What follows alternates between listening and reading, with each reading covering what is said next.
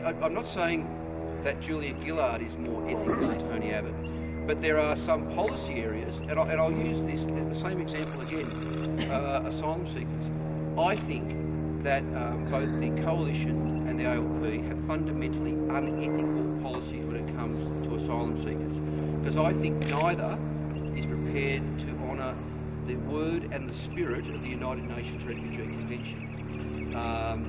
However, when I look at them and weigh them up, and given that one of them is going to be the policy for the next 3 years, I find the Coalition's policy even less ethical.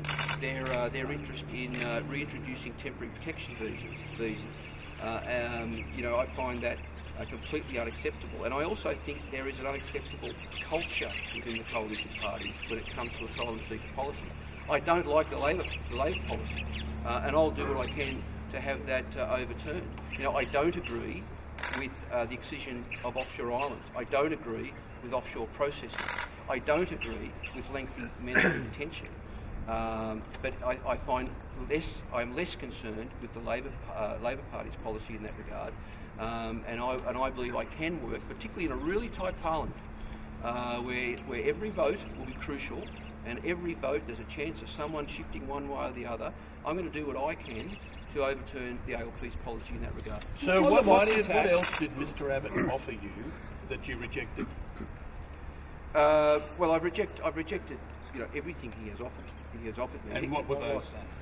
Well, by rejecting Tony Abbott's overtures, I'm rejecting everything he has offered, and including some things in there, some good sweeteners, things that would have made me very popular back home. Like, for example, he offered $7.5 million for the development of a multi-sports complex in the northern suburbs of the electorate.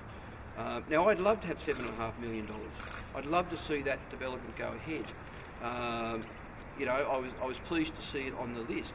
But that's an example of where I have rejected something that would help the people of Denison, would help me be re-elected by far.